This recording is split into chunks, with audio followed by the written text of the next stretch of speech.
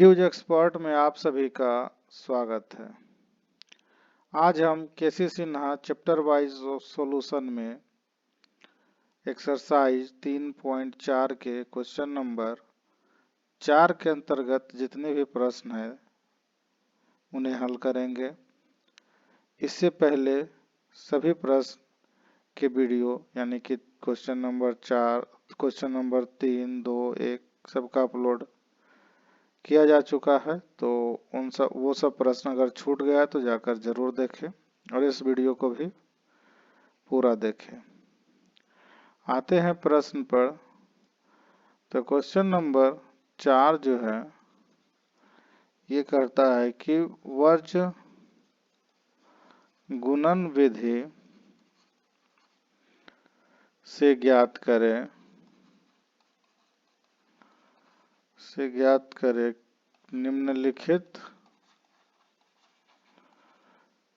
निम्नलिखित रैखिक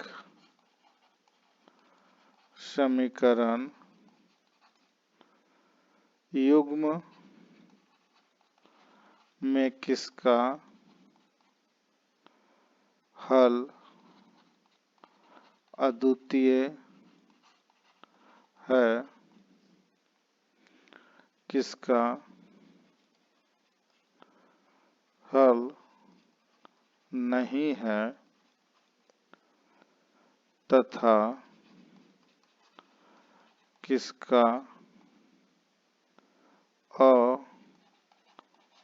अपरिमित है।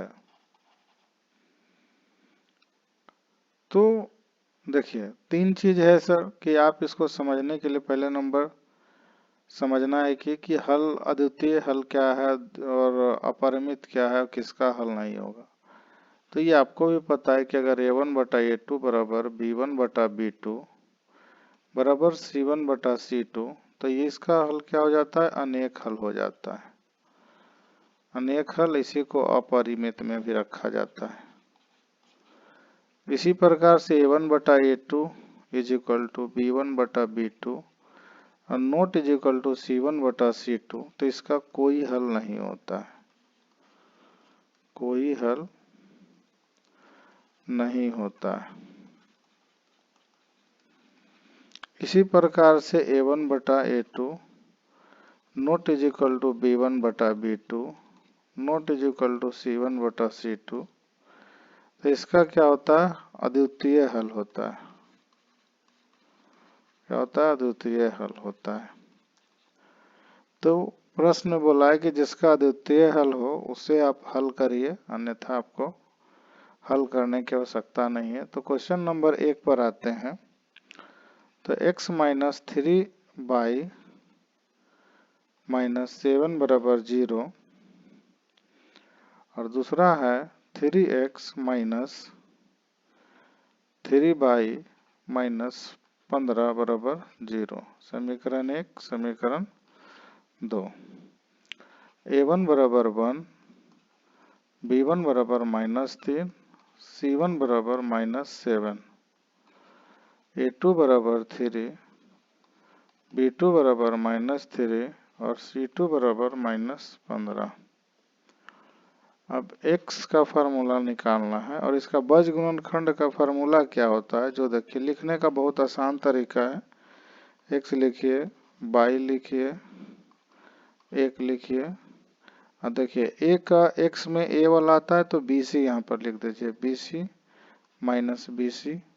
फिर y वाला में b आता है तो उसके बाद c है तो a हो जाएगा ca और ca, और एक वाला में c आता है तो यहाँ लिख दीजिए ab माइनस ab, और फिर यहाँ 1 2 2 1 1 2 2 1 1 2 2 1 हो गया सर। अब इसका क्या है फार्मूला, b1c2, तो -3 गुने -15 -3 गुने -7 बराबर y/-7 गुने 3 -15 गुने 1 बराबर 1/1 गुने -3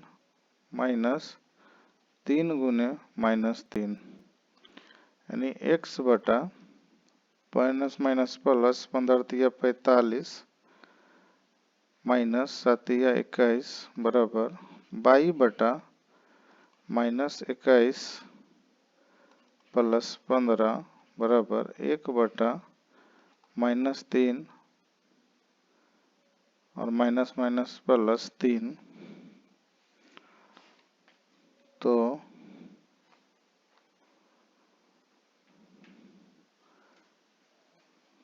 3 कम 3 तिया 9 हो जाएगा और ये हो जाएगा माइनस माइनस प्लस तो x बटा 4 और 2 y बटा 6 1 बटा 3 1 बटा 6। अब अगर जो x का मान निकालना है x का मान तो x बटा 24 बराबर 1 बटा 6 तो इसको जब काटेंगे तो 4 यानी x बराबर 4 हो जाएगा। इसी प्रकार से y बटा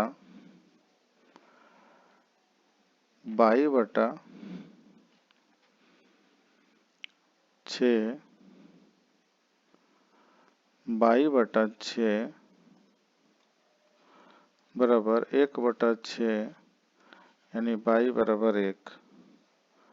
इसी प्रकार से क्वेश्चन नंबर 2 जो है क्वेश्चन नंबर 2 में जो है वो है 2x प्लस y बराबर 5 समीकरण 1 3x प्लस 2y बराबर 8 समीकरण 2।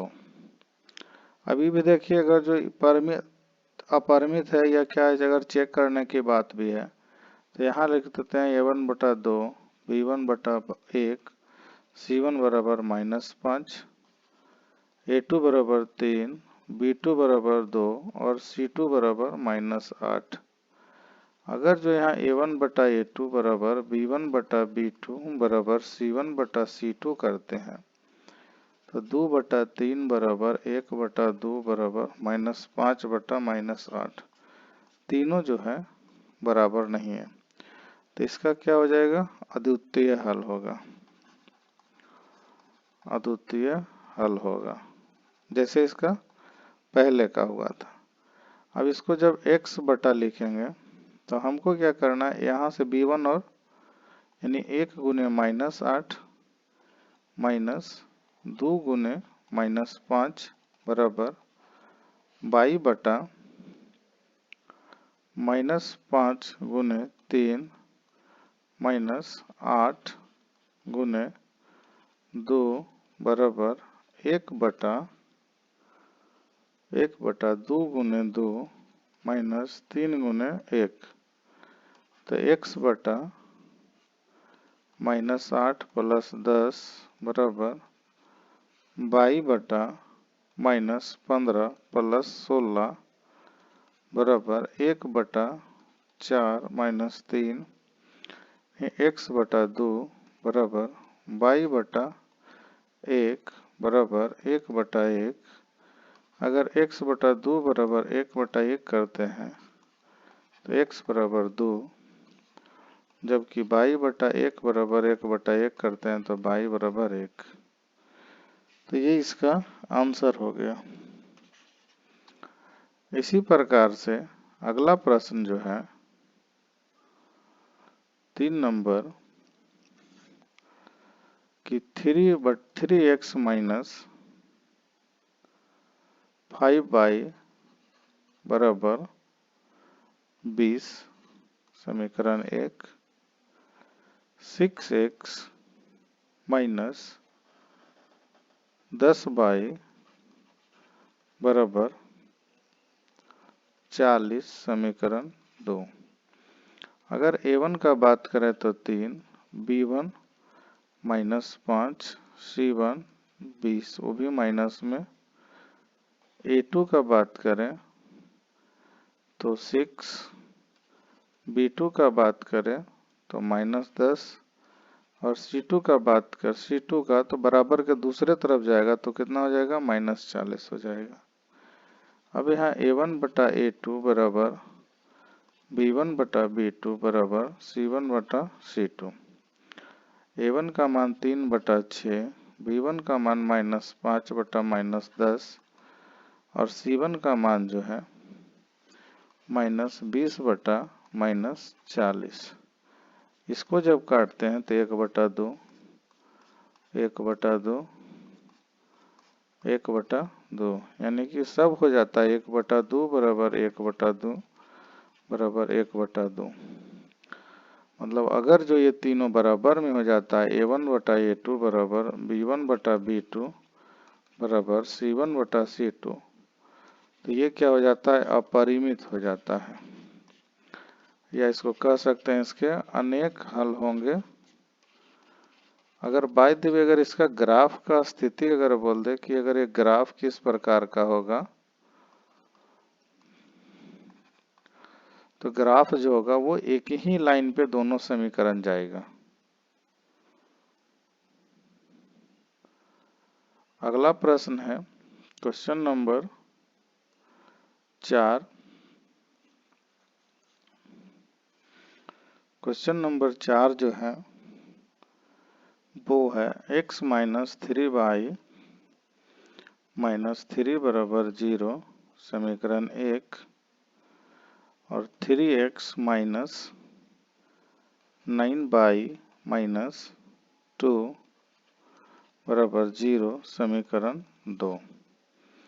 A1 का बात करें तो 1,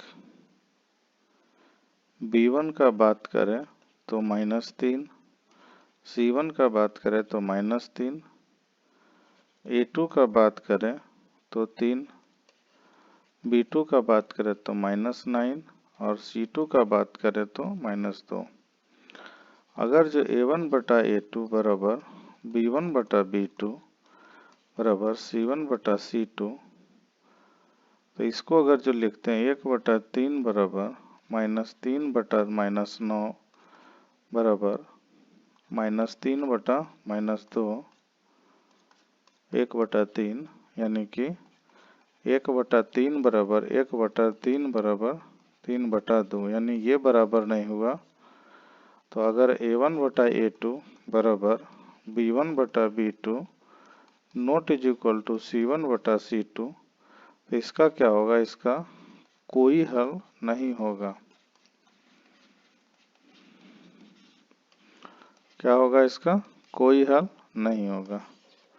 अगर इसका अगर जो ग्राफ लाइन पूछे तो क्या जाएगा, ग्राफ लाइन समानांतर जाएगा। अगला प्रश्न है क्वेश्चन नंबर 5। क्वेश्चन नंबर 5 जो है वो है x प्लस y बराबर 2 समीकरण 1 और 2x प्लस 2y बराबर 4 समीकरण 2। A1 बराबर 1, B1 बराबर 1, C1 बराबर, अगर बराबर के वो दूसरे तरफ ही मान लेते हैं तो ये 2 हो जाएगा। A2 बराबर 2, B2 बराबर 2, C2 बराबर 4। बराबर के दूसरे तरफ मानिएगा तो ये दोनों प्लस में होगा C1 C2, और बराबर के पहले मानिएगा तो माइनस में होगा। बस यही अंतर है, कोई दिक्कत नहीं है। A1 बटा A2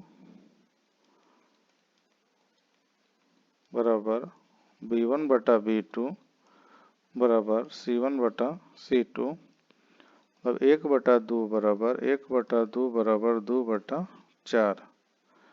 इसको भी जब काटेंगे तो 2 हो जाएगा, यानी 1/2 बराबर 1/2 बराबर 1/2, यानी A1 बटा A2 बराबर B1 बटा B2 बराबर C1 बटा C2। तो इसको लिख सकते हैं अपरिमित या अनेक हल, अनेक हल होगा।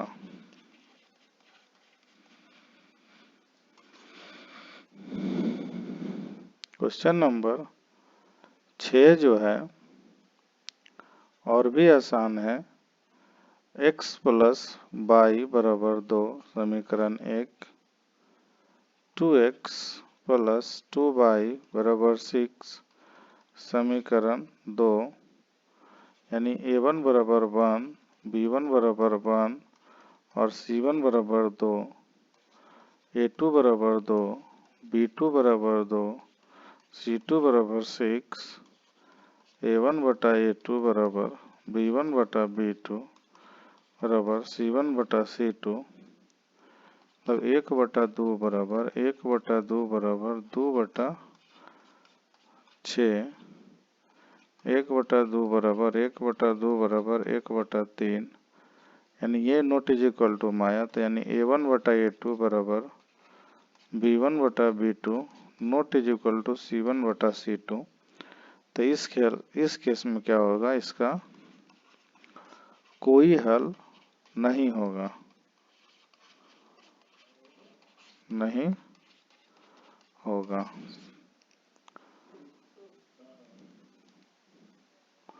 वीडियो अगर पसंद आए तो लाइक ज़रूर करिए,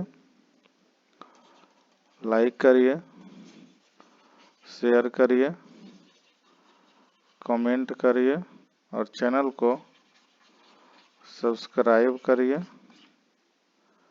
वीडियो देखने के लिए धन्यवाद।